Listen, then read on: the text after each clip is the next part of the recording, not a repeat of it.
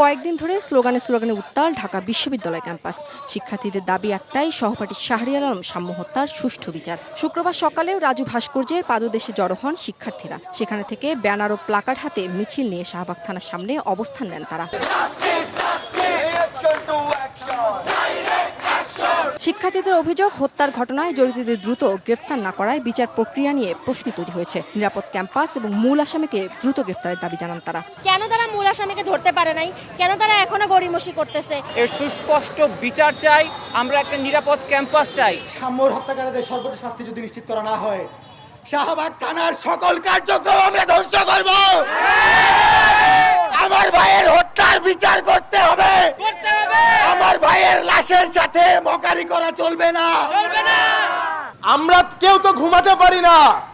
স্বরাষ্ট্র উপদেষ্টা তিনি কিভাবে ঘুমায়?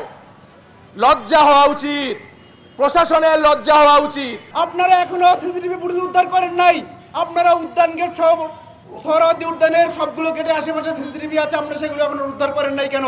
থানা ঘেরাও কর্মসূচি চলাকালে পুলিশের ঊর্ধ্বতন কর্মকর্তাদের সঙ্গে বৈঠকে বসেন শিক্ষক এবং ছাত্রদের প্রতিনিধি দল। বৈঠক শেষে তারা জানান, 48 ঘন্টার মধ্যে হত্যাকাণ্ডে জড়িতরা গ্রেফতার না হলে রোববার থেকে আবারও শুরু হবে আন্দোলন। রবিবার সকালে আমরা 48 ঘন্টা শেষ হবে এবং এই 48 ঘন্টার মধ্যে যদি কোনো দৃশ্যমান পদক্ষেপ, যে স্টেপ করে হত্যা করেছে তাকে যদি গ্রেপ্তার করা না হয়, তবে আমরা শাহবাগ থানায় আবার অবস্থান নিব।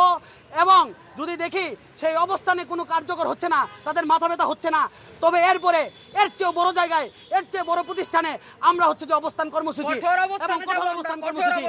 নিব। গত মঙ্গলবার রাতে সোহরাওয়ার্দী উদ্যানে মোটরসাইকেলের ধাক্কা লাগা নিয়ে কথা কাটাকাটির এক পর্যায়ে ছুরিকাঘাতে মারা যান সাম্য। এরপর থেকে সুষ্ঠু বিচারের দাবিতে রাজপথে নেমেছেন শিক্ষার্থীরা।